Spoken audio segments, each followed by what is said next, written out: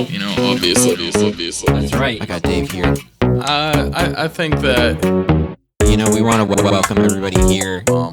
speaking of that, So, Linda, you know, we want to welcome everybody here. Everything all at once? Everything all at once. It's honestly a sensation. Aliens listen to it. I don't think I have the mental capacity anymore to stay on track for an hour without diverting in some direction, you know? Yeah, it's hard. That's why we're everything at once.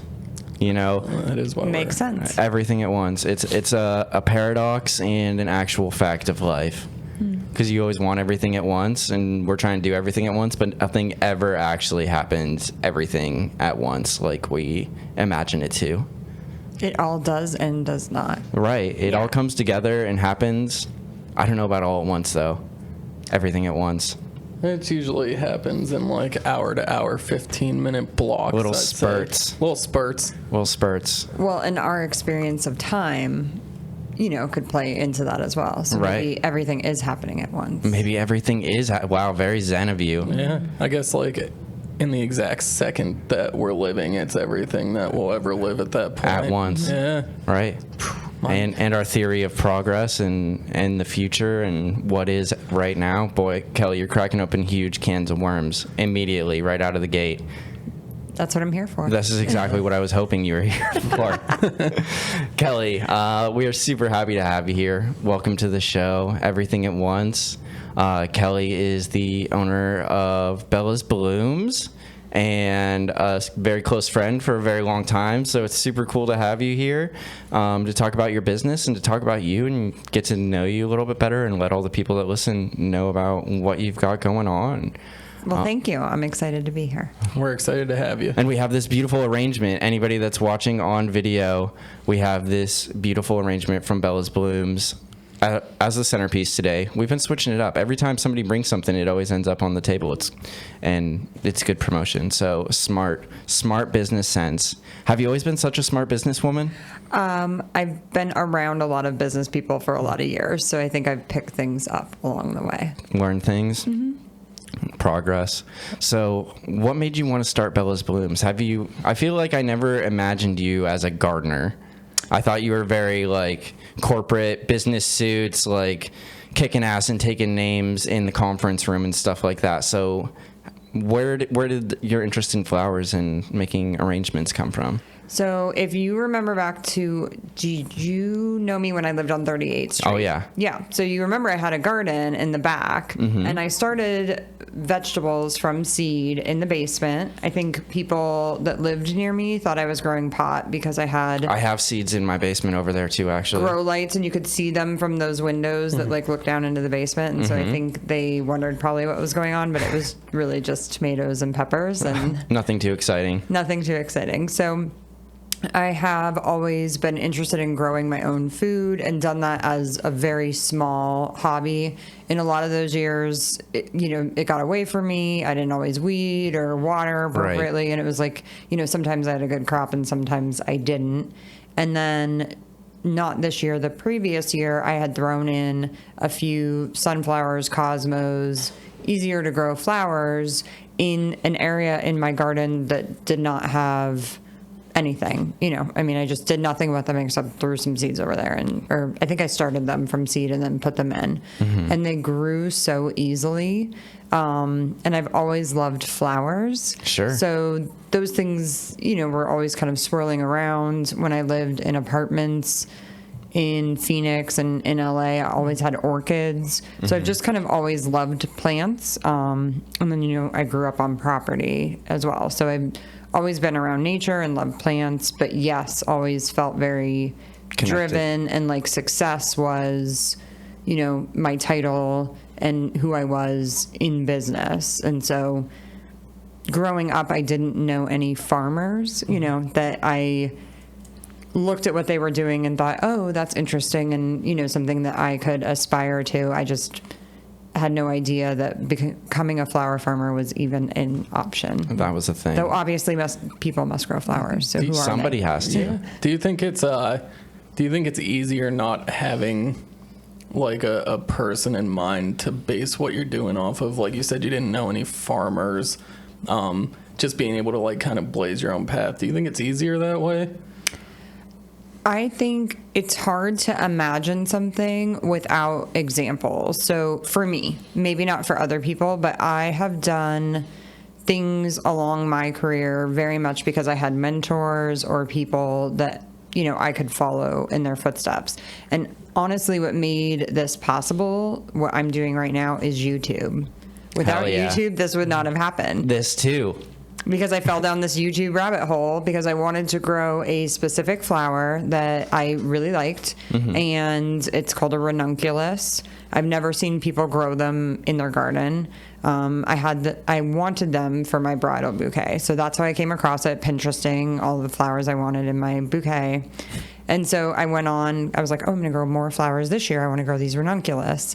And the only people posting about how to grow them were all flower farmers. And all of a sudden, there was this whole world of people out there and, you know, mentors or people that were sharing their experience freely, which has been one of the coolest things about the industry, is that people are 100%, here's how I do it and what I do. There's not this, I'm, you know, competition. Share my trade secrets. Yeah, because, you know, you're in whatever community 3 states over, and local flowers are local flowers. So, you know, I think everybody is committed to the idea of local flowers getting more of a market share.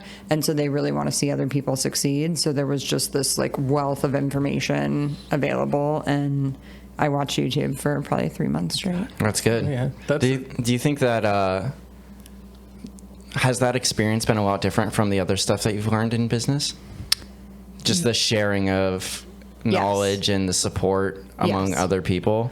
So right off, probably the first month, I found some Facebook groups too, right? So YouTube, Facebook groups, which exist for probably everything that you're into in the world. So I found one for flower farmers in 6B, which is the zone we're in, yeah. And somebody posted, I'm in Northwest PA, in one of their comments. And so I said, I am too. Here's where I am. And she said, I'm in Albion. I'm like, that's great. You know, we're next door neighbors. And we ended up hooking up, just DMing back and forth some questions that I had for her, because she had been in business for a couple of years and we had never met, didn't even exchange phone numbers yet. And she was like, here. And she sent me her Google Doc for her entire seed starting plan. Wow. Which is basically the keys, right? Like, here's exactly my map. Now there's a lot more that goes into it. But still, just instead of just answering my one question, she freely shared that with me. Was it easy going from like watching this stuff on YouTube and sharing DMs to like actually going out and planting and growing these flowers? I know, like, you know, I've tried to very poorly, but I've tried like working on my car, you know, doing some like knick-knack type stuff and watching videos, and even if I watch it, like, I just cannot like get it right, you know. Not with everything, but with a lot of things. Was it easy for you when you first started? I think I had enough experience seed starting to know what some of the common missteps are, and there is something about it. So I'm an accountant by trade, and so I think I remember somebody at my office asking me, that's weird, you know, you're an accountant and now a flower farmer. But here's the connection. It's very, very specific. So every flower has its exact way that it needs to germinate, you know, grow. And so, I mean, spreadsheets, right? She shared a spreadsheet. I'm like, we're going to be best friends. So I think some of those things that were natural for me over here also really apply to some aspects of flower farming. The part that's been the hardest is just knowing that some of it is hard-won experience. Yeah. You know, so there's just going to be stuff in nature that I'm not going to know what it is until it happens. And then I'm going to, you know, hopefully do better next time. And so just really leaning into that and saying, okay, well, you know, only a 10% crop failure is really great for my first year, instead of feeling like, how'd I mess that up? You know, just looking for the wins. So are there any plants that you've had a hard time growing? My asters this year just all died. I think it was too wet. in the bed that I planted them in. I didn't realize that I could have gotten different attachments for my irrigation system to allow me to turn certain rows off and on, because different plants have different water needs. Sure. So mine were just like kind of all getting the same amount of water. And yeah, they just one by one. I've been they trying to died. grow pawpaws for like 3 years from seed and have been failing every year, every time I've tried to grow them. Can you get them to germinate? No. Okay. And have you tried different methods? There seems to be pretty much. Actually, I did try a few different methods. I did one in the refrigerator. Okay. And I did one just outside in like over winter, because the pawpaw seeds need like 6 months of hibernation in cold weather to be able to grow. And neither of my attempts succeeded, and I was very sad because I really I've never had a pawpaw before. Me either. And they like grow locally around here in the forest and stuff like that, and they're supposed to be like this delicious like tropical fruit that grows in heavy shade, which my backyard is perfect for, and I just haven't been able to get any to grow, and it's been a bummer. So, yeah, so cold stratification, and then when you did winter sowing, did you use a milk jug? No, Like I put them in that? the dirt. Okay, so I've seen a lot of flower farmers for cold season crop just fill up halfway with, like a compost mixture, and then take a milk, like a gallon jug, and cut it almost all the way around, but you leave that half kind of attached to it so that you can get into it, and then it flops back over, and it allows sort of a greenhouse effect, but without getting too hot. Right. I don't know. Maybe. I had to get special pots for them because they grow a deep taproot. Okay, so you don't want to, transplant them unless there's, you get them young, or you want to just put them where they're going to go. Right, yeah. Okay. They're interesting, though. I hope that someday I'll grow them. Maybe I'll grow some someday. I'm learning. I've been trying to find some in the woods that I can just, like, dig up that are, like, saplings and take home with me, because they grow around here, and I've seen them, but never with the fruit on them, and never with, like, a shovel or the gear I would need to, like, dig them out of the forest. I don't even know if I'm really allowed to dig them out of the forest. Is it like a bush, a tree? It's like a I don't know small anything fruit about it. tree. It's a tree. I also wonder if you could graft it. If you could take Yeah. a cutting and then graft it to something else and then grow it that way. Yeah, I don't know. Anything could happen. We're all learning here, you know what I mean? And that's really been a beautiful part of like trying to learn how to grow plants, because my plants always die. I need a plant that like thrives off neglect and Cactus. yeah. Well, cactus, and like I've heard aloe plants. I've killed like 3 air plants so far. I've never had a plant to kill. Never had a No, single plant. no, I never I don't know. It just seems like too much work. I carried a Monstera through Wegmans a couple weeks ago, and that's pretty much the extent of the plant knowledge. Well, I guess when I was younger, I'd kind of help here and there with like my mom's garden, but nothing like I'm just learning a whole bunch of stuff right now. Yeah. Yeah. So with the cold coming, what are your plans to keep your flowers growing? None. So I anticipate that everybody's going to bed actually probably tonight. So there have been some frost so far, but we're going to get an actual freeze, which I think will just take everything out. And a lot of the different varieties have been completely done for a number of weeks. So no greenhouse, no... Not this year. So there is a program through the state that you can apply for a high tunnel grant, and so I'm in the process of working through that, and it's through their. It's actually not through the state; it's through the federal government. So the Department of Agriculture, and then the Farm Agency. So the Farm Bill, and it is for conservation, and so it's to prevent soil erosion. And so they're looking to have more people plant things into the ground. And so they're providing these grants for high tunnels, or a hoop house, which is basically just an unheated greenhouse with plastic. Yeah, we had another guest that talked about hoop houses a little bit for what she was doing in the past. You're like our second gardener that we've had on here. Yeah. Cool. Yeah, second. And it's all been interesting. So in the future, greenhouse, yes. Right now, greenhouse, no. Right. So maybe end of next year, unheated hoop house for season extension so that I could start flowers sooner and have blooms earlier and have them go longer.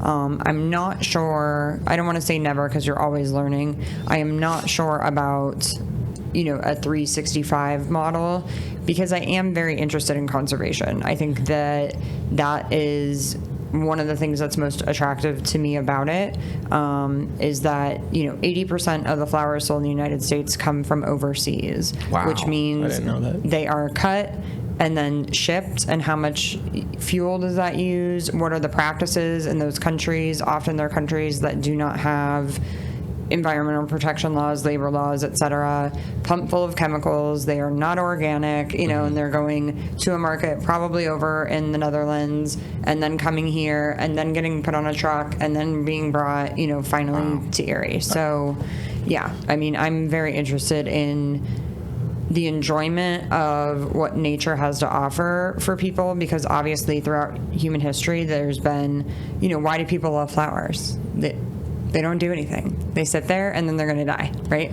I mean, they do not. You can eat, I guess, a few of them, but for the most part, there's something about them, some quality that I think is very attractive to our spirit. And so that's why all cultures around the world, flowers are an essential part of celebrations, and it's been that way throughout human history. So I think the desire to have them is there and natural, but we can do it in a more sustainable way rather than, shipping things all across the globe every day. I've always thought it's been like the colors. That's what it's always been for me with flowers. Like, obviously, in today's day and age, it's artificially reproduced in a lot of different ways, but I feel like naturally nothing really draws out color like flowers do. That's what always has drawn me to them. I think it's about birth and life. You know what I mean? Like the flower comes to bloom. It comes out every spring when all of this rebirth is happening, and there's something really beautiful and very human for a plant to, come back to life and see the sun again, just like we, head out from winter. Yeah. Yep, the ephemeral quality, the fact that they don't last forever, I think makes you, want cherish to them, enjoy right? them.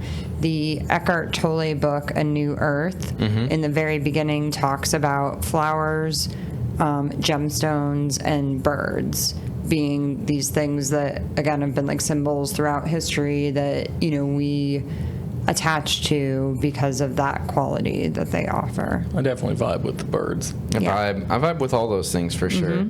And they're all very beautiful and very awe-inspiring in their own way, So you mentioned vegetables a little bit, or that none of your flowers are really edible. Is there any plans to make some edible vegetables garden or anything? So I do not have any plans to do anything that would be for sale vegetable-wise. Flowers, potentially, but I haven't even started down the path of what that would require license-wise. I mean, obviously, if you're going to give somebody something and tell them to ingest it, that's a totally different thing. Though, again, I've grown without chemicals and stuff, so I do feel really good about what I'm growing, but I just would want to be super responsible with doing that, so it's not in the immediate. So do you do your own compost and fertilizer and stuff like that? So I do use fertilizer, but I use like a fish emulsion, certified organic products for fertilizer, bone meal, blood meal, that type of thing. And then, yes, we are on the process of making our own compost. There's a million ways to do it. There is actually an entire podcast series about compost, so I will not pretend to be that knowledgeable about it, but leaf mold, like chopping up all the leaves, here all these years I've been doing all this work to get the leaves out of the yard, and now it's like, I just have all these leaves, and I want to keep them and turn them, and so we started by actually Dirtworks Organics is a local company that sells compost and soil for raised beds. And that's what I did the first year. I did a no-till style bed making where I had cardboard. You could have seen me So in my day job, I work in manufacturing, and we get like big cardboard gaylords of material and used cardboard to package products in. And whenever something is damaged, it gets put over here and it gets taken by the recycler. But I would go in there and pull all the big sheets of cardboard at the end of my shift, and then I'd be like shoving them in the back of my SUV and taking them home for months. And then finally, when the weather broke, I was out there doing the lasagna with all of the cardboard over my entire bed space. So there's a layer of cardboard under everything, which was there to kind of suppress weeds and kill everything. And then added 6 inches of compost on top of the cardboard in the beds, and then did wood chips in the pathways. Okay. So cardboard, dirt, any more layers after that? Because I've heard one of our other guests mention that they do like a lasagna like that, where they layer everything together, and that way it gets everything it needs, and it kind of grows through the different stages. There's so much like strategy, I feel like, when it comes to growing plants. It's an entire, I think we take for granted, I took for granted how much science there is to growing things, right? Because I mean, I go to the grocery store and I just take for granted that all these vegetables are in the produce aisle and I can just buy them whenever I want them. And I don't spend a lot of time thinking about how they got there or the work that was done. It's a lot. So do you think that growing your own plants on this scale has kind of slowed down time for you? Or sped it up because now you're busier? I'm busier, so I don't think it's... I think I try to stop and appreciate when the hawk is overhead or the sky is really pretty or the fog is different in the morning. But it is a very labor-intensive practice. And so doing it while trying to scale something while working full-time,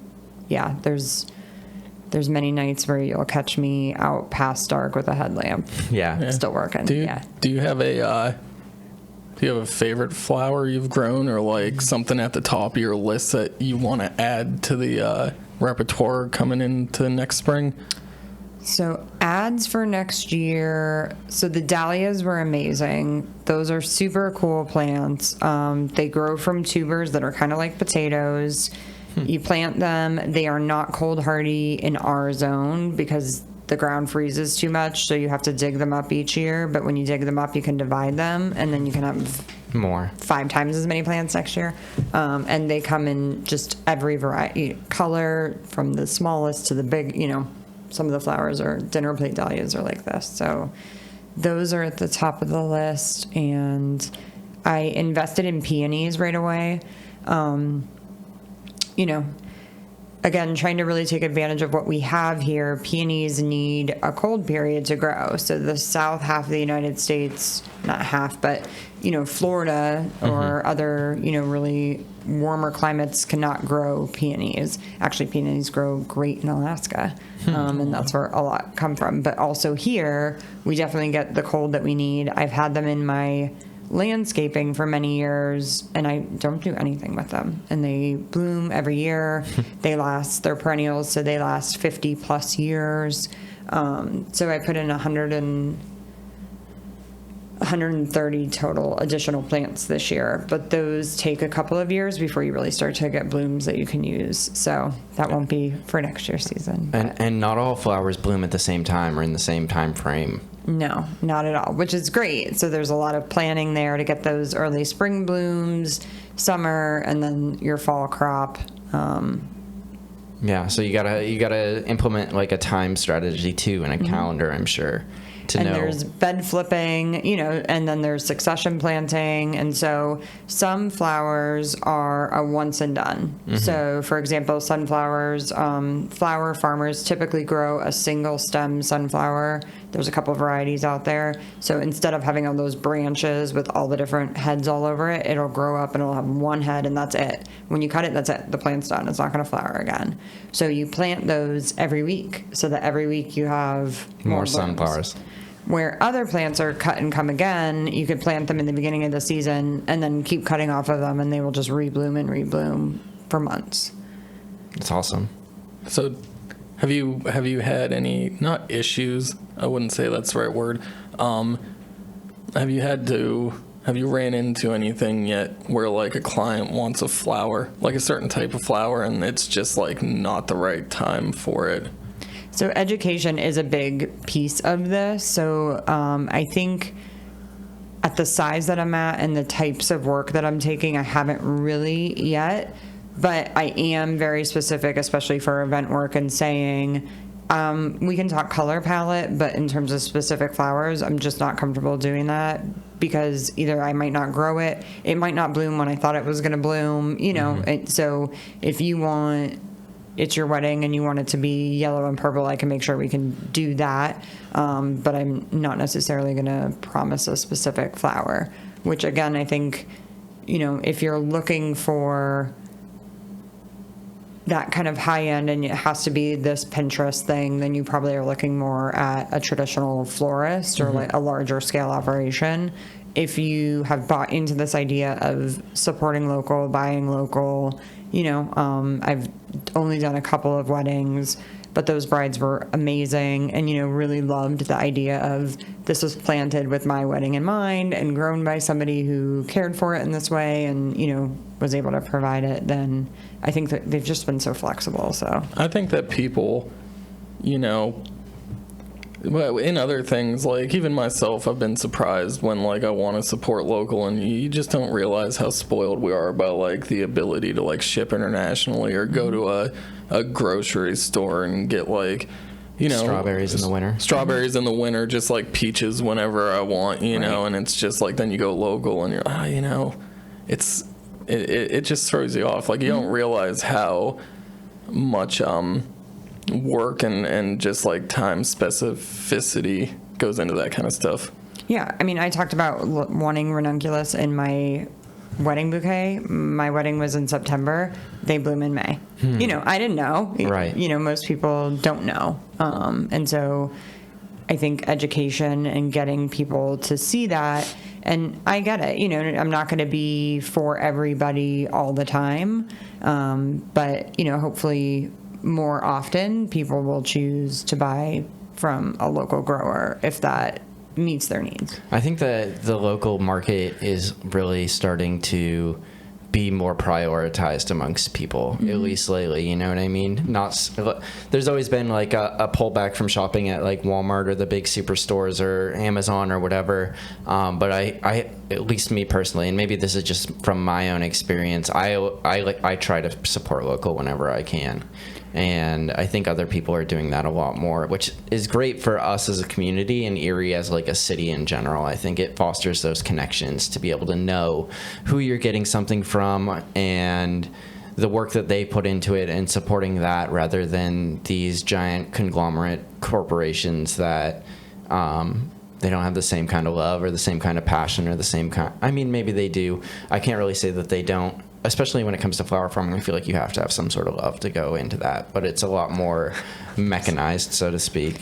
Yeah, I mean, it's crazy. I just watched a video on YouTube today. I can't remember the name of the company, and I think it was in Ecuador where they grow roses. And it was acres and acres of indoor greenhouses. I mean, miles, right? And all of it was very, very kind of high tech the way they did it. They had calipers measuring the bloom head size. I mean, yeah, the whole thing blew my mind. I'm like, oh my, they cut 300,000 roses a day.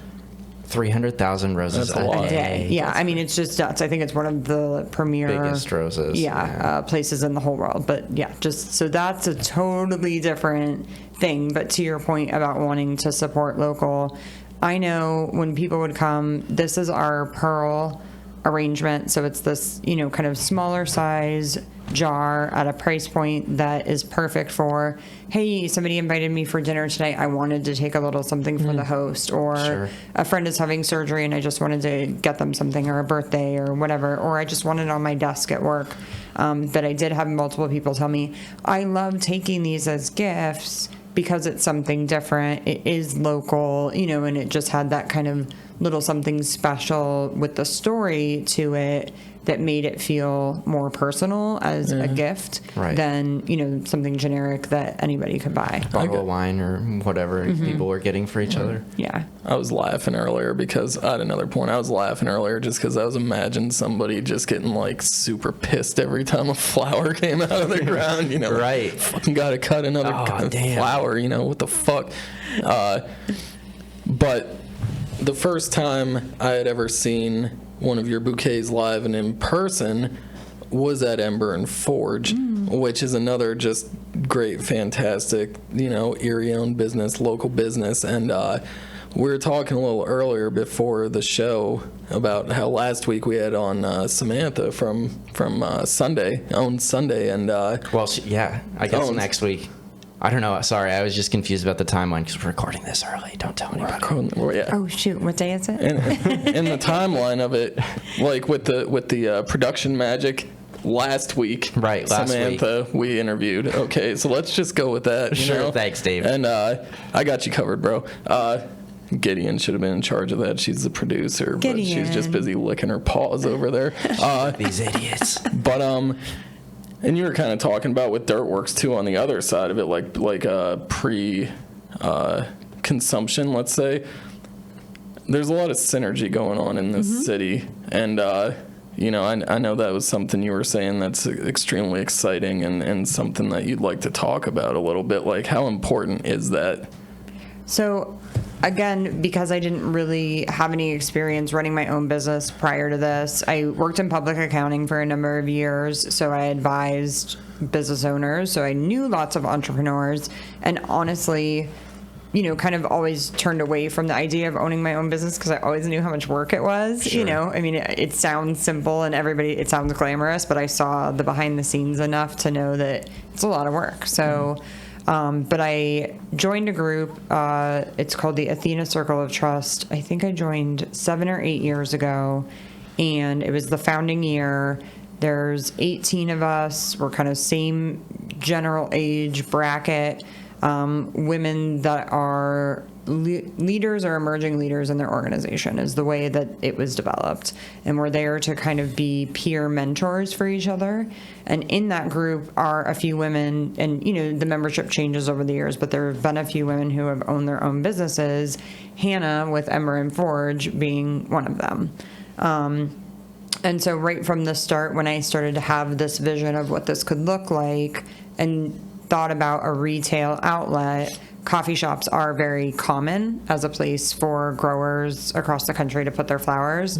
And so when I approached Hannah about it, immediately she was like, yes, I would love to have them there. I mean, that's her whole vibe, is to support local and make this a place that feels like Erie and that people can come and gather and exchange ideas. I mean, that's what the coffee shop was built on. So she was more than happy to have me come, and has been, so flexible in however I wanted to set it up.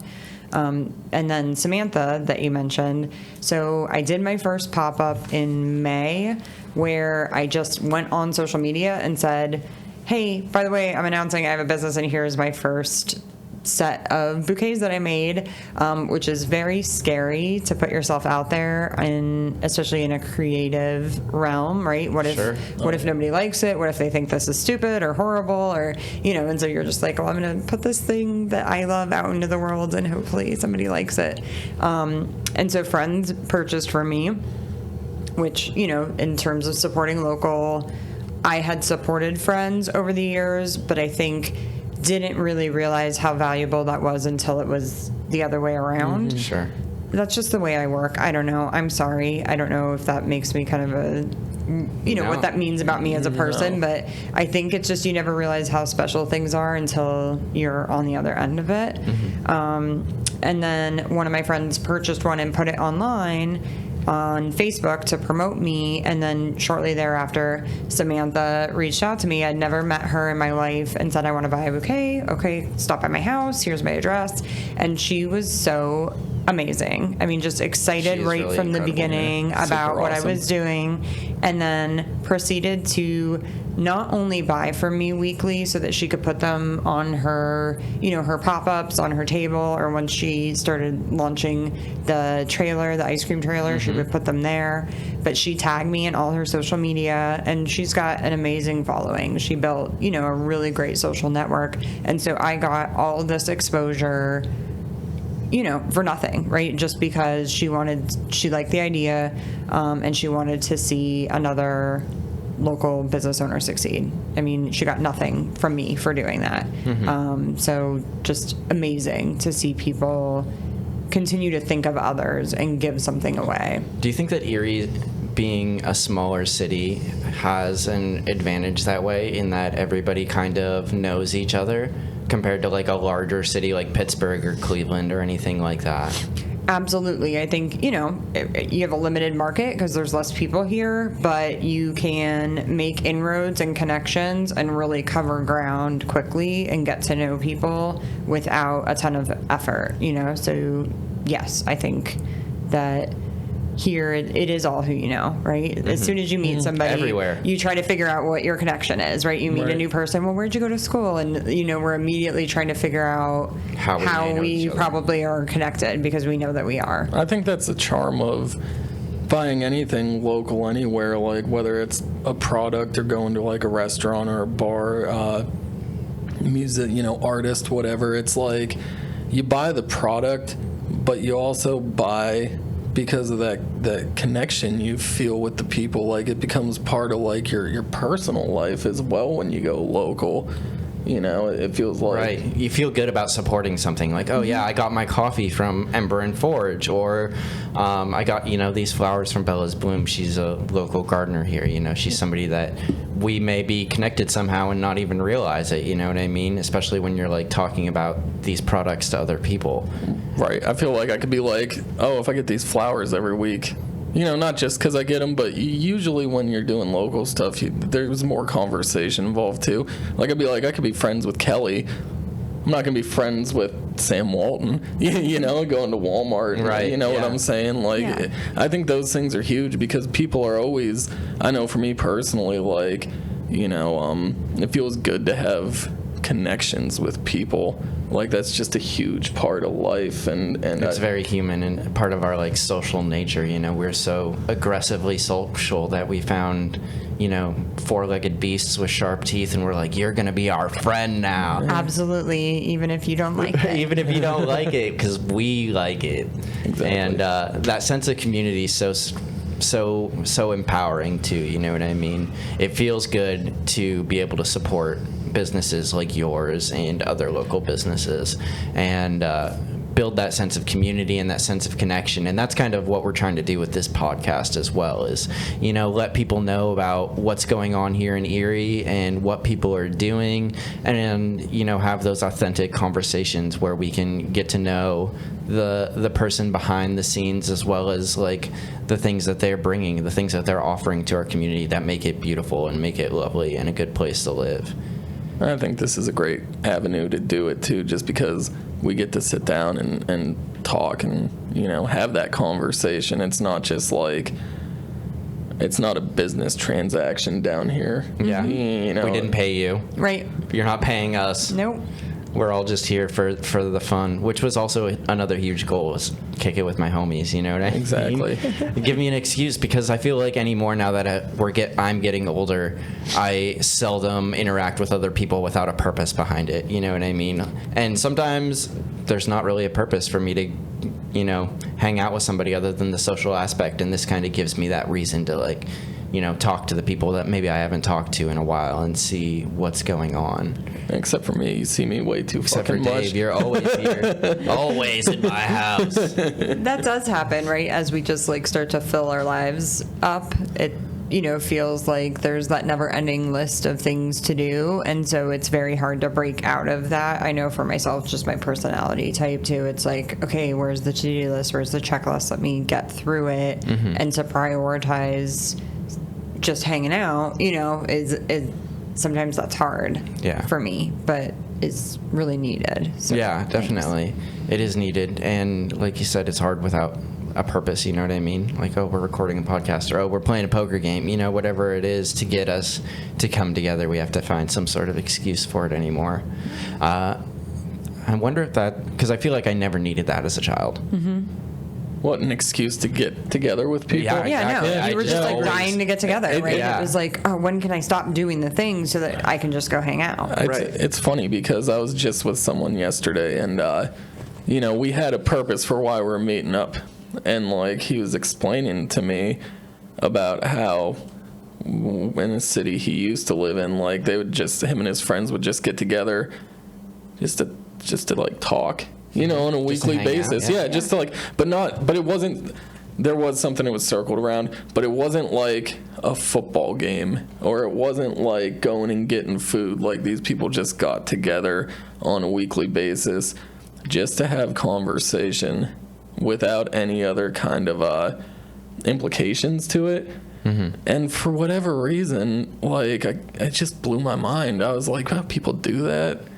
He's like, yeah, you know, it's actually like a very important thing that I do. Like it's huge for like, you know, feeling better and like sanity. And I was like, oh, maybe I should do that more, you know, like, I don't know. Well, that's what meetings get us, right? Yeah, for Yeah. sure. You know, it reminds us that we need to do that because I think just our personality type is we totally forget to do that. Yeah. Yeah. Especially after all that time being disconnected from everything and everything being transactional, you know?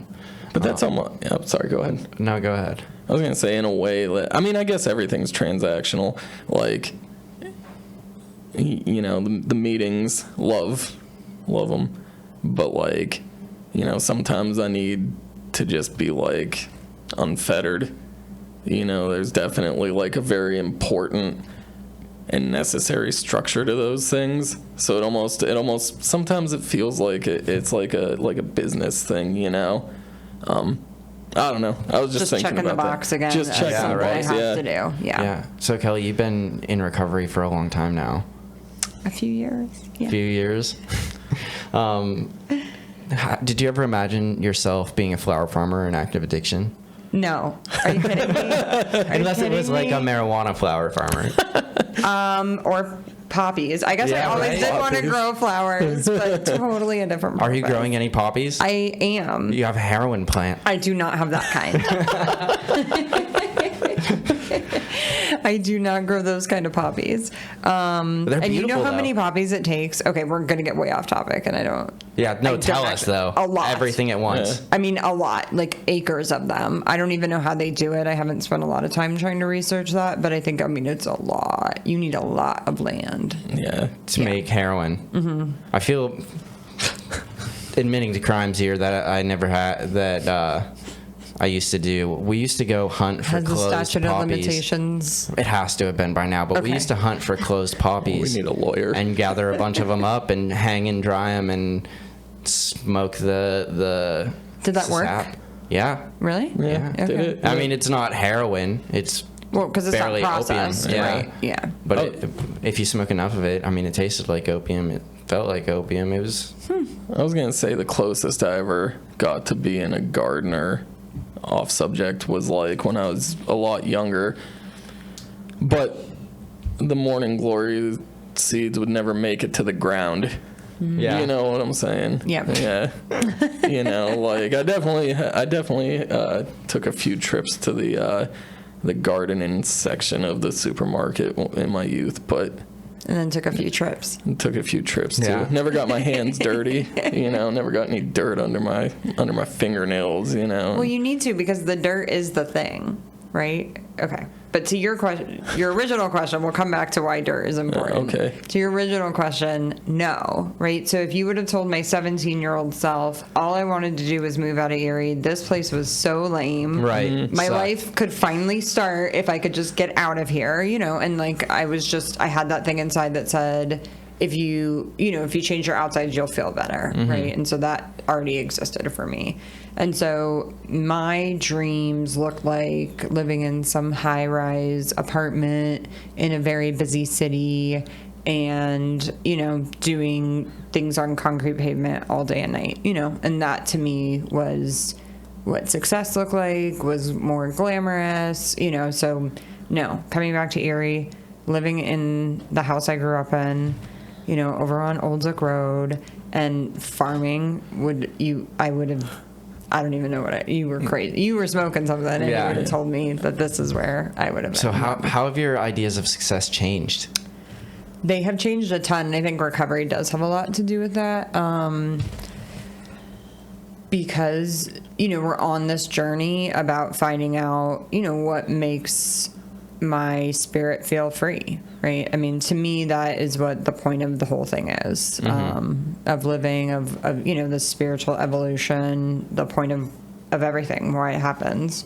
And so initially, I think all people are just trying to have their basic needs met. And so, having a roof over your head and food to eat and having some sense of security is kind of step one for us, right? And so that happens, and then, okay, now how much can I achieve, and what status can I rise to, and how will I be perceived, and how will I be treated, and, can I find my way into places where people used to tell me not to come, And so I spent some time, pursuing that, and there's nothing wrong with that stuff. Right.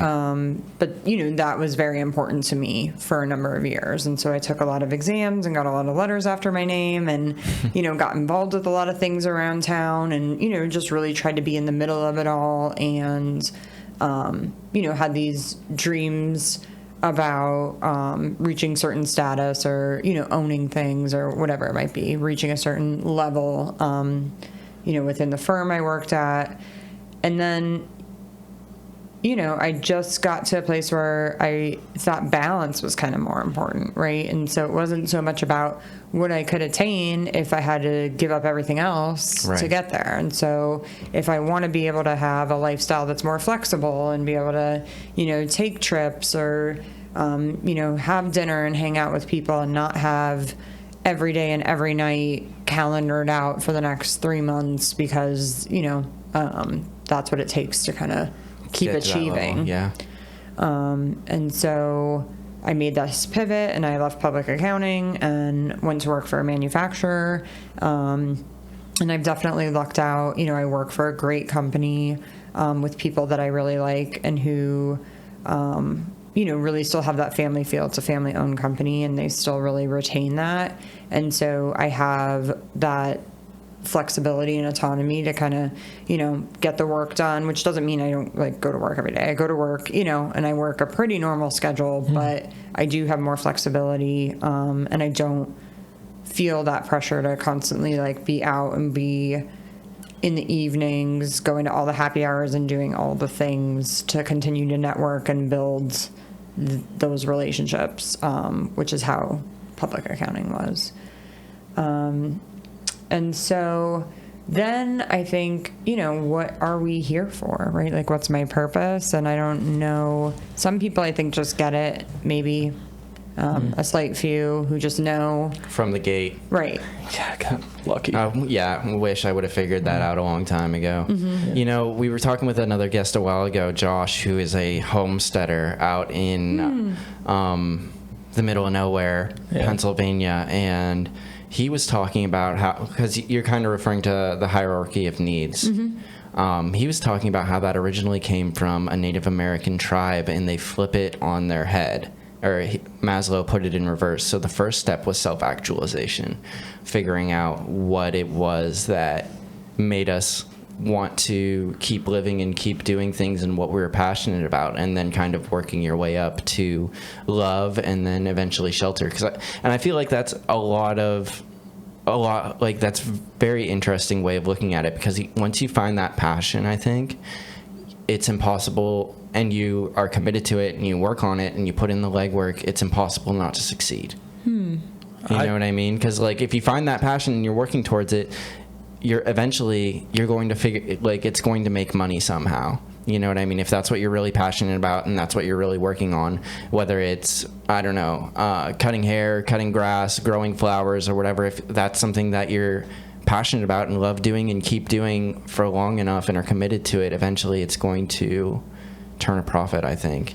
And, not everything has to be hundreds of thousands of dollars either. Right. And so I think, just this different approach and mindset about, again, what success looks like. So you can be successful and give everything away if you want, I mean, Josh lives on a homestead, and not to say that Josh is, financially insolvent or anything like that, but he's given up that financial, goal or whatever, that achievement of having X amount of dollars or whatever, and has found new ways or not new ways, but different ways to make himself feel good, you know what I mean, or enjoy his life. Do you think that, I'm going to speak for me and Tony, I'm going to speak for both of us just because Sure, speak.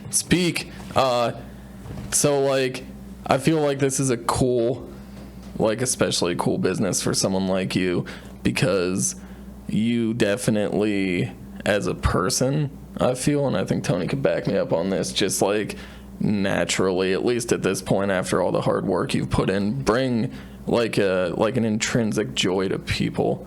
Sure. Like I think both of us can say that, like, we're always extremely happy to see you, and having this business and having the background that you do and having something that like evokes the emotion usually of happiness, that like giving a bouquet of flowers to someone, like, does that just like elevate like the feelings of importance of what you're doing, or like does it, I'm trying to think of the right words, like the fulfillment, thank you. Yeah, absolutely. So so I did all this work, like I said, worked so hard, was so proud of myself. And what I did in public accounting was litigation support work, which means people are suing each other and something bad happened and everyone's fighting and nobody's happy, right? And so even though I worked really, really hard and sometimes I got good results for my clients, they were going through one of the most stressful things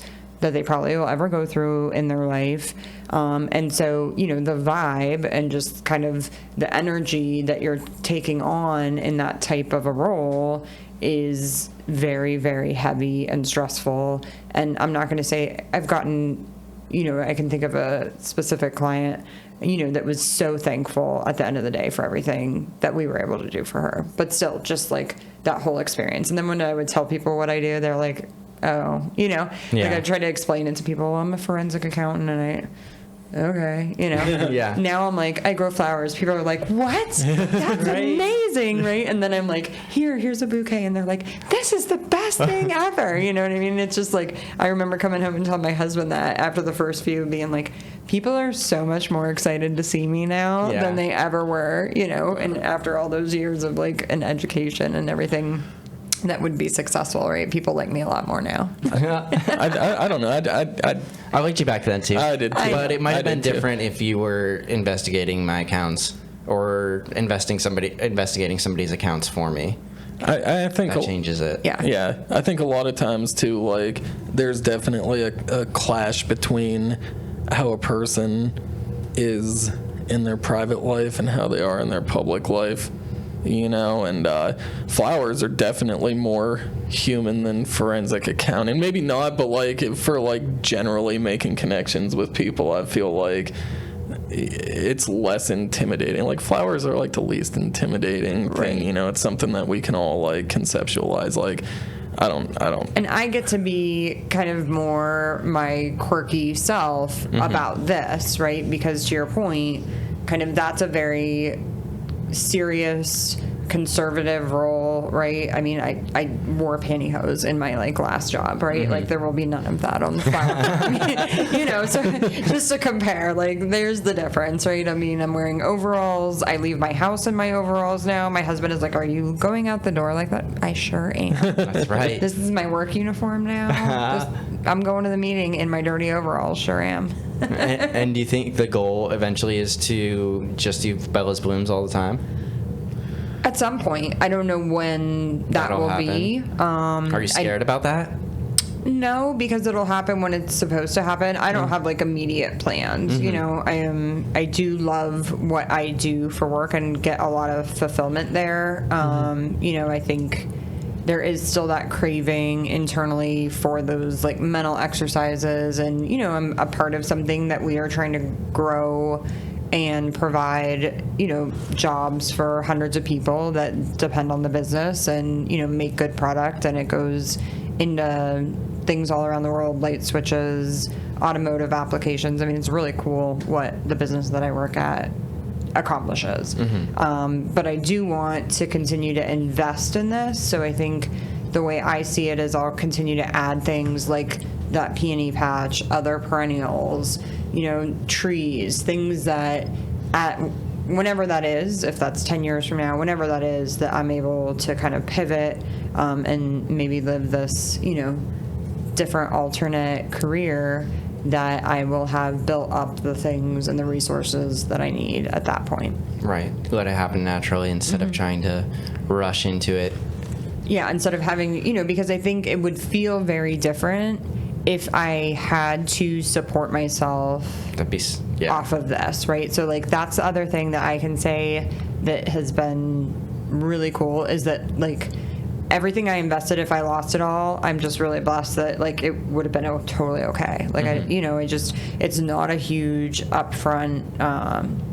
You can do it with a lot of investment, but you can do it with literally a couple $100 if you wanted to. So whatever I put into it, I was comfortable just losing. I'm able to kind of just keep reinvesting that without this, you know, kind of, okay, bottom line, you know, and how much cash is going to be in the bank account because the bills are coming out, you know, that stuff's taken care of through my job. So I get to just do it and, you know, just really be creative and take chances. Do you think that the prospects of that would keep you from making this like a full-time, or the only thing that you're doing, like, take the joy out of it?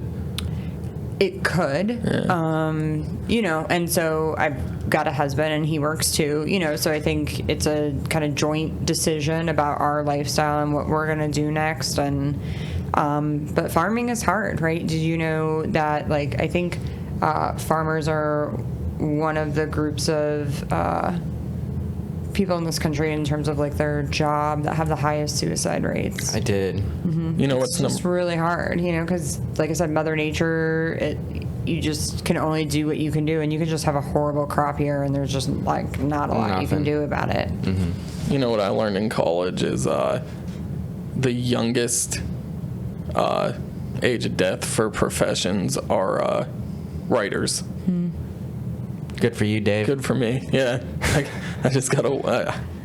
That just made me think of it because I used to have a professor because I went to school for English and you know, writing whatever, and our one professor was like, "Man, you guys are tough. Like, you're in the one of the lower paying, you know, careers, and everybody dies early." Like, Oh, thanks for that. yeah, thanks Very for that. encouraging. You know, and then he'd laugh, and we'd all laugh, and it would be uncomfortable, you know.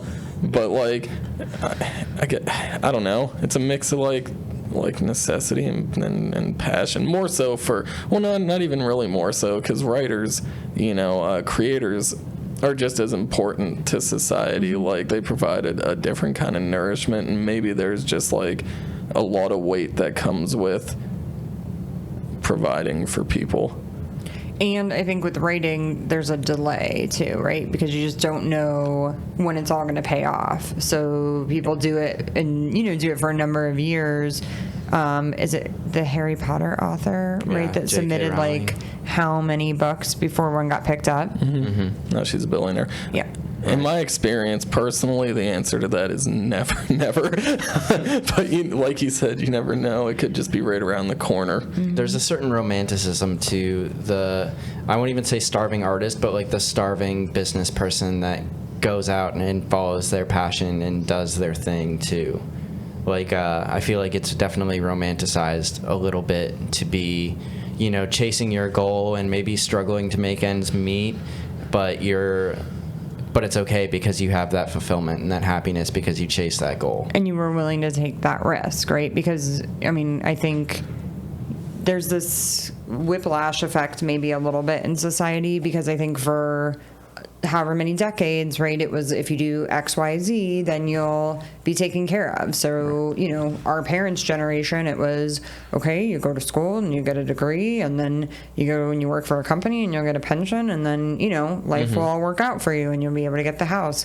And, you know, what we're seeing with the disruption, you know, with having social media and just all of these things available to us, and then also having so many young people kind of turned off by the fact that it doesn't work like that anymore, right? That like I can do all the right things and still not be able to buy my first house in a neighborhood that I feel, you know, comfortable in and support my mortgage because I have crushing student loan debt. And I'm not speaking personally, I'm just saying that's, you know, what's out there now in terms of like the vibe about things. So I think we also just kind of have this almost counterculture to the whole idea of corporate America. And there's a lot of people that are like, I'm going to do a side hustle and maybe I can, you know, that was kind of the thought too, is, okay, if I'm spending hours on a hobby, how can I also flip that and make it into something that maybe can make me money? Maybe I won't get rich off of it, but, you know, if I'm making money instead of spending money, that's cool. And, you know, creating something. So that's like all the Etsy shops. I mean, how many people have a shop on Etsy? I don't know, but a lot. Right. You know, and those are all people that probably have a place in their basement that they're woodworking or making leather stuff or printing T-shirts. And so I think it's just so much more popular, where before, 20 years ago, I don't know that many, you know, people that owned a business owned a brick and mortar traditional business. Now it's like we can all own a business. Right. And a lot of the best businesses started in basements and garages. And I also feel like the risk to entry is much lower now because of that fact that, you know, you can go to college and get your degrees and check all the boxes for what it takes to be a success and not find that. So either way, you're taking a risk, whether you follow your passion and, you know, make jewelry or do whatever you're doing, or, you know, do the things you're supposed to do, you know, go to college, get a degree, work a job, all those things.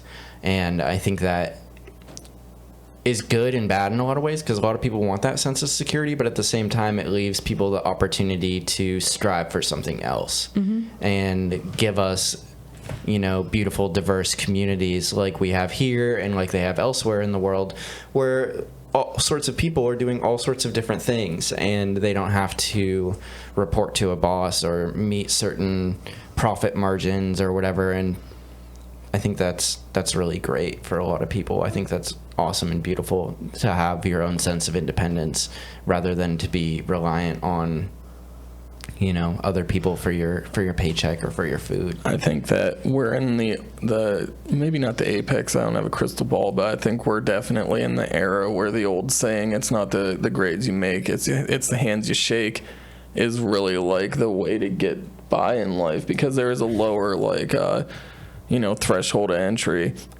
That just means that you have more of a flooding in different markets, but also we're so connected, more so than we were before with all these social medias, that if you learn how to treat other people with respect and decency, but also learn how to like promote yourself, you can make it as far as you want to go in this world. You know, like you don't have to worry about someone driving by where you have your pop-up set up, or like where you have your store, and just hoping that, you know, they stop in, like or like catching like a 10-second commercial on the television that you have to pay out the ass for. You just have to have like a mutual, like how you said at the start, you just have to have a mutual friend with a mutual friend, and you get people that are bought into what you're doing without even leaving their house. Yeah, I was so surprised. I didn't, you know, when I put those first bouquets up, I'm like, will these sell? Will I have them all still at the end of the day? I had no idea. And then I had to say no a lot this summer, you know, and I wasn't growing a huge field, but I mean, I grew a lot. I started over 1,000 plants in my basement. I probably started 1,500 plants this year. And I sold every stem that I could, you know what I mean? Like that was sellable and in good condition, was already paid for. And I, you know, had to say no. I could have probably, you know, sold a lot more than that if I would have had more the space. product. So it just was like crazy to me because I thought selling it was going to be the hard part. But I think, all of those years of networking and getting to know people in the community, that I had done for other reasons really benefited me because when I put myself out there just a little bit, there was, a ton of people that really jumped right in with me. Right. So it's so cool to see that stuff happen where it's like, well, what's the reason for all of this? Or, when you're in it, you can't see how 5 years down the road it might become something totally different. I think the biggest fear for me, and it's weird, it's like irrational. It's not totally irrational, but it happens every week when I write up a little post and click that share button when we put out a new episode, because I'm like, oh my God, what are people going to think? And, as more time's gone on, I've had more people come up to me, oh yeah, I saw that podcast or I listened to it, and my first reaction is like, oh God, how, did you like it? And they're like, yeah, and I'm like, oh, okay, that's cool. Nobody ever says anything to me about it. Well, I interact with the public a lot more. Yeah, I guess so. It's fine. You're going to have to start tagging him. Yeah, you guys are going to have to start posting on our stuff and liking and following and everything instead of just talking to Dave. Yeah. No, it's okay. I know that you guys are out there, and I know that you guys whoever's are listening. Next time you see Tony, give him a big hug and tell him you love the podcast. We need it. We need it. I need it. No, I do appreciate all you guys out there that listen every week. I see all you guys that listen, whether or not you comment or say or post or anything like that. So that's all I need, really. It's what you guys really need to know. Since I'm going to be talking to you, since you're going to be talking to me, I'm looking at you right now. Tony is the brains of this operation. I don't know. Okay. No, he is. He's the brains. I can be the beautiful face. That's right. And it's a good combination. It works out well. And so I'm watching you. I'm watching you right now. Tony's the fucking brains. Give him some fucking credit. Kelly, do you think that your relationship with your husband's changed at all? I see him out there working on all of this stuff. What's that dynamic been like? So Matt is, was raised in big cities, right? So he does not so even though I didn't come from farming, when I was growing up, we had horses. I come from my dad waking me up on Saturday morning and being like, come on, I got this post hole digger. We're going to go fix the electric fence or something, right? So, I was used to that, and I was born with that, and I kind of learned to love that, and I'm really grateful for that childhood because I do really get a sense of... Do you have horses at your house? Mm-hmm. That's awesome, in the barn. Yeah, so the barn did not look like it looks now, and it had horse stalls in the downstairs part of it, and then, the typical loft with all the hay in it upstairs. Super cool. Yeah, and all of that area that's mowed, that was the pasture, and it was all fenced in, and that's where we had horses. And I taught kids how to ride horses at church camp in the summer and stuff. Wow, so that's cool. Yeah, that was definitely a big part. And then the landscaping or mowing the lawn and all of that. So I think for me, getting up at 7 a.m. or 6 a.m. and going out there, I do find a lot of fulfillment in that. I don't know that that's what he would have gravitated towards naturally, and I really try not to push onto him that he needs to like what I like or do what I do, because he doesn't, right? He's his own person. Just because we're married, he doesn't have to be into everything that I'm into. Mm-hmm. But I did say, hey, if you may not be passionate about flowers like I am, I get that, but, would you be passionate about running your own business? Because that's the chance that we have right now. So, the things that he's particularly good at, like the logo. I was just looking at that. I was wondering if he designed it. He designed the logo, and I have gotten so much good feedback. And I know he's just putting himself out there a little bit. He has been. He's working on a logo for us too, actually. I might have seen it. No way. Yeah. Oh, I know he's probably not ready to share it with you guys yet. He hasn't. Because he's his own worst critic. But I mean, I put that out and people loved it. And I still get comments where people are like, who did your logo? And I'm like, oh, my husband did it. Yeah, so check out Matt Dundulis if you need any graphics design out there. I'm super excited now because I haven't heard anything from him in a while. And I'm like, oh, he probably forgot about it, or he's... No, he was working today. Awesome. That's so cool. I love We're it. so excited, Matt, if you're out there listening whenever this comes out. And then he did my whole website, which is way more than I needed it to be, but it's fantastic. I'm so happy with it. So that stuff, came naturally for him, and he would put hours into that where I would be like, I don't know, just stick something on it. Yeah, right. And then I think he loves driving the tractor. I don't know that he that's a man thought, thing. right? I don't know that he thought he would love it, but once he was up there, I could see it. He's into driving the tractor. So anything that requires the tractor, I think he's there for. He also has definitely helped me when I need to harvest. You know, so. I have not had any. I've had a lot of people offer, I'd love to come work for you, or I'd just do it, you know, volunteering. And maybe it's the type A personality, but it also is just, there's a lot to know. So it's not something that I can just be like, here, go. You know, there's a lot of specificity about every little thing. But, you know, he learned on some of the varieties, and so he is good to harvest, and he has even put arrangements together with my direction. I know he's probably going to be like, why did you tell people? But when we've had events, you know, where I'm like putting together 30 at a time, I've taken over the man cave, and it's now The basement. Yeah. and we've used that for the It's workshop. a lady lair. Yeah, no, he put up a workshop, like a true workshop in the garage for me towards the end of the season. So now I have, maybe because he didn't want the flowers all over his man cave anymore, but it's also easier than lugging the buckets up and down the stairs, For sure. you know, and like, you know, not all varieties are safe for cats. And so like, just bring them in the house, and my cats are crazy. Like, this could not happen with my cat. So that's a little funny thing. Bella's Blooms Bella is my kitty. She is 17. That's my heart. She's my number one. I love you, Matt, but you already knew that. And so that's the namesake, but all of the arrangements are based on our cats' names. But we have this one cat, Leo, and you cannot have anything inside. This would be done. You know what I mean? He would have tore it down and drug it away by now. So I'm a flower farmer, but I never have flowers in my house. That's so funny, because that's kind of like Samantha. She can't eat any of her food. Yeah. That's how big is having a supportive partner been?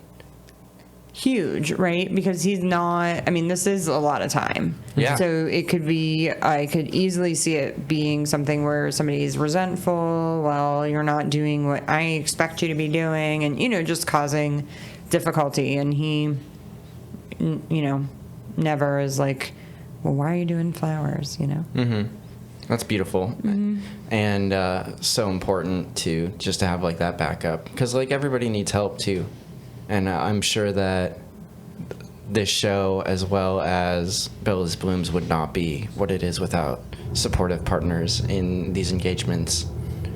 Yeah, Just goes just such a somebody that long wants to see you have fulfillment, right? And so, again, not everything has to have that, you know, return right away or be something that makes sense to anybody else. If it's the thing that you really feel called to do, you know, then, and same with him, right? Like, whatever it is that he's most into and interested in, if he decides it's flowers, game on. But if it's something else, that's cool too. Yeah. I'm going to go with tractor driving.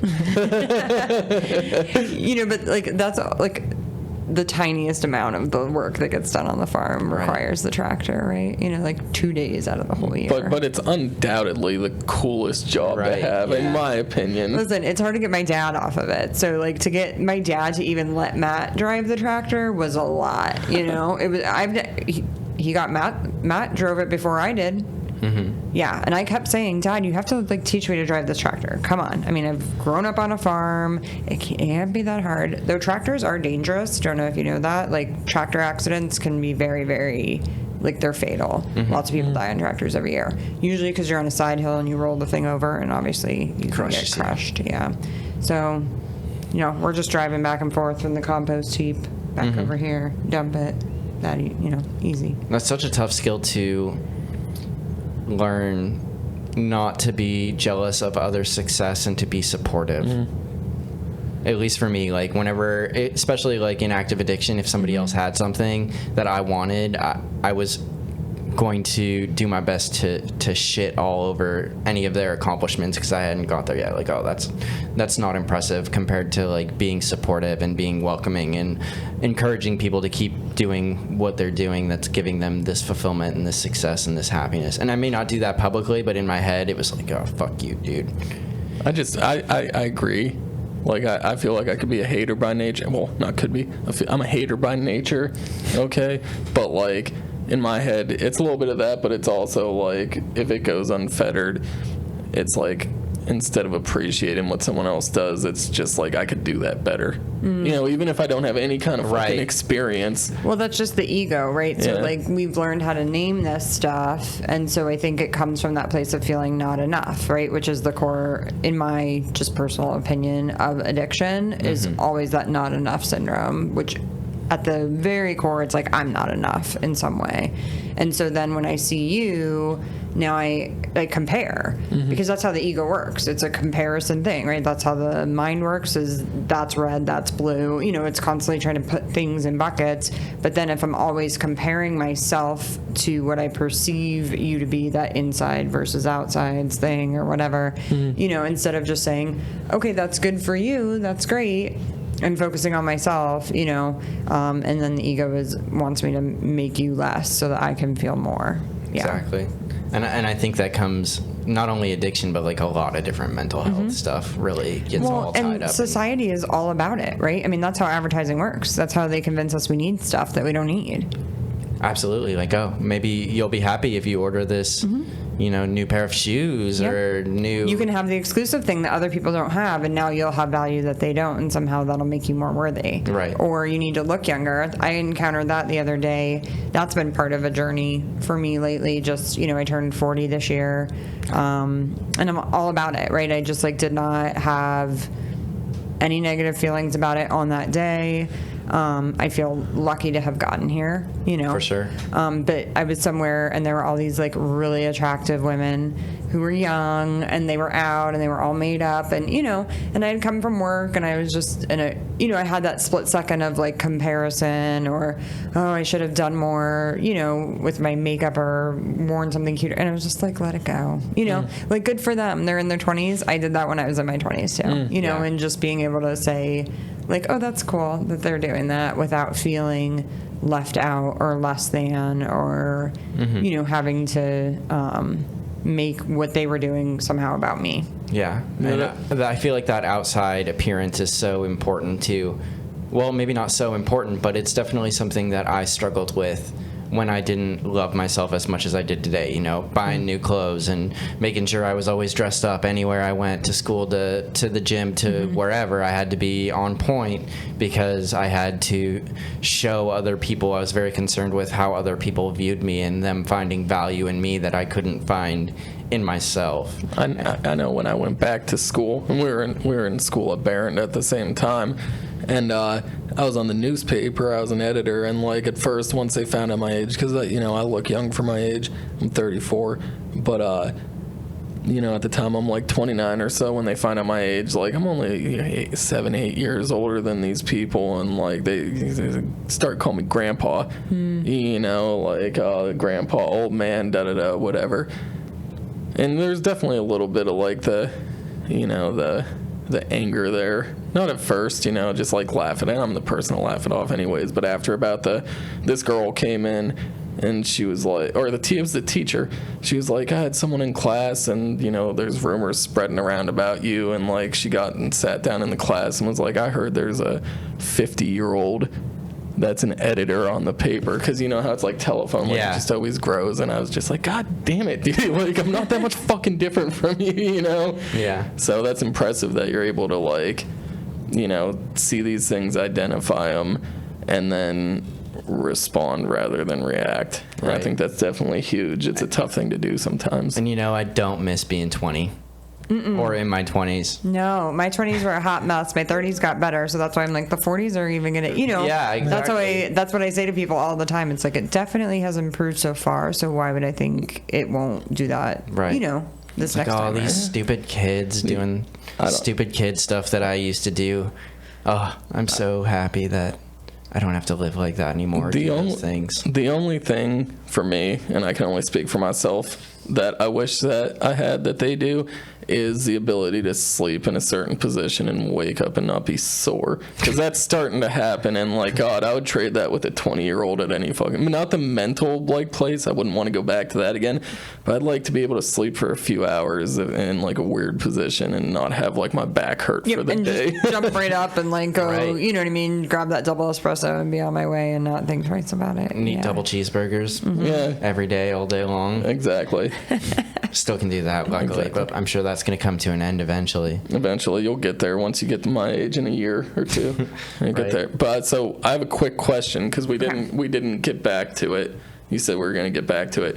Why do I gotta get that dirt under Oh, my yeah, we fingernails? need the Thank dirt. you. Yes. So there are, in dirt, there are natural antidepressants. So literally, like having your hands in the dirt, being outside in the sunshine, like really does something on a cellular, very scientific, physical level, in addition to just those benefits of, I think that are spiritual that are there too. So yeah, you have to actually put your like bare hands in the dirt. Have you noticed a difference in yourself since you started this? Yes. Yeah. I knew about the sunlight. I did not know about the dirt. I was aware of the dirt, and Thanks for telling me. it's Would part, you have believed him if he did? it's part Yeah. of my education. Tony's as a like telling Dave, psychologist. go stick your hands in the dirt and Well, get it down. well, I don't think you knew about this, and we won't, well, maybe we can not go this far off the beaten path, but there was a 7-year period where I couldn't question anything that Tony said. That's right. That was a Why? thing. Because I made a stupid agreement. He wouldn't say it was stupid. It was, I don't know. I don't remember exactly You what it made was this for. agreement and honored it Yeah. for Yeah. 7 years? I am a man of honor, if anything Right. else. I was right about something, and then it was something very surprising to Dave, and he's like, I'm never going to question anything that you ever say anymore. And I'm like, good. Don't. And he never did. Up until like a year ago, and then something happened. He was like, "You can't question me," and I'm like, "No, that's over." We are in a new era. New era. So if it was like 2 years ago, and he was like, "Go stick your hands in dirt. It's good for have to depression," do I it. would have done it. Well, yeah, why are we holding out on him? I guess I don't know. I thought this was common knowledge, Dave. Yeah, it's Everybody knew about the dirt Not. Yeah, and its magical powers. yeah, obviously not. I guess not. Don't you think it's interesting that some of these, I think this is really interesting, that some of these things, like the homesteading, other people you talk to, cooking, all of that, are the things that are kind of the basics in life. And it's like we're all just kind of coming full circle back to that being important and not all this other stuff that we thought we needed. And I wonder if that is also just this evolution of humanity on this larger scale that is being transformed one by one by individuals, but is really like this bigger thing. Yeah. I mean, we've definitely talked about that a little bit, especially with Josh and some of the other people. Tess, too, who does Eat Your Yard, was one of our other gardeners. And I think that in general, at least from what I've learned in my recovery, the things that work best are the things that are simple. And I have a tendency to overcomplicate them. And going back to those simple things that work, like growing food and growing flowers and all that stuff, is really a reversion back to where we kind of should be, instead of this big hyper complex society that we live in today. Consumerism, have to have everything, and constantly feed it more and more and more. And like, really, it's just these very, like we do all of this stuff so that we can have this healthy home cooked meal. Well, couldn't we have just done that? Well, I think too, like the more in depth and immersed we are into like AI and technology, there's just like a reaction to do things that make you feel more human. And I think that's a big part of it too. Like society now is just like it's so unnatural. I guess you could call it natural because, we've made it from what's been given to us. But at this point, it certainly feels like a disconnect, especially people of our age who remember what things were like before the internet and before everything was like a snap of your finger just to like communicate or basically get whatever you want. So it's like a reversion to things, nostalgia. Yep. Things that made you feel comfortable or, as a kid. I think that's a huge part of it. I think it's part of people learning what feels good and what does not feel good. And I think that planting a garden and growing flowers over a long term feels much better for much longer than me ordering a new pair of shoes or a pan from Amazon that's going to be there. So like the consumption in general is great, and don't get me wrong, I feel good when I do a little bit of shopping therapy, but it does not sustain my happiness as long as going through something that I have to work more towards and get to yield the results from. I mean, granted, we still yield the results from our consumerism, but it's so quick. But it fleets. Yeah. You know what I mean? It's like, and sometimes before I even get to the cash register, you know, I'm like in the store and I'm like, oh, this is really cool. And then before I even walk all the way up there, I'm like, not really. And I think that it's part of, like, it's humans just learning naturally, you know, what feels good and what doesn't feel good. And I think that, I posted this a while ago, that when human beings initially start being kind to one another at like very young age, like 1, 2 or whatever, it's people learning that love feels better than hate. And by doing something we love and finding something that we love, we're continuing to perpetuate those good feelings rather than doing something we hate, like working a 9 to 5 that we despise, or anything that's not bringing us passion and fulfillment, like you know, going back to the simpler things and, you know, eating good food and cooking it yourself, or growing your food, or, you know, any of these things that our guests have talked about. And sharing a message and finding that purpose, you know what I mean? Whatever that is, whether it's our own happiness or the happiness of the people around us, or maybe a little bit of both in an ideal situation, you know? Well, Kelly, this has been beautiful. Yes, that was a great place to leave it at. I just opened my fortune. Okay, and this is the actual fortune. I told Tony beforehand I was going to open it at the beginning and be like, oh my God, it said Kelly's going to be the best guest ever, you know? And love it when they're on point. yeah, love it when they're on point. That's so accurate, It's too. so accurate, but it's switched from the beginning to the end. It's weird, like, you know, text here. But it says, never confuse a single defeat with a final defeat. And I think that ties in well with what we've talked about here today. Right. So and that's been like a reoccurring theme with a lot of our guests lately is, you know, if something doesn't feel good, do something about it. Change, make a life change, make a lifestyle change, find it, whatever it is that gets that fire going inside of you, and make it beautiful, because we have such a wonderful community around here that supports each other and loves on each other, and makes this area great, you know.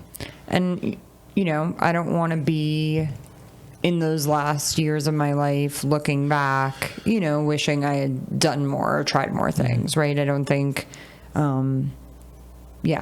want everything, of course. Everything at once. Everything at once. I want it all. Everything life has to offer. But that means, you know, we got to get up and do something about it. Yeah. Just because a certain batch of flowers doesn't grow doesn't mean that they never will.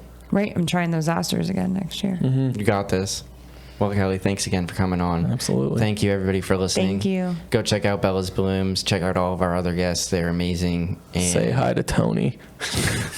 say hi to Tony. Post something on our things. Like, follow, subscribe on YouTube.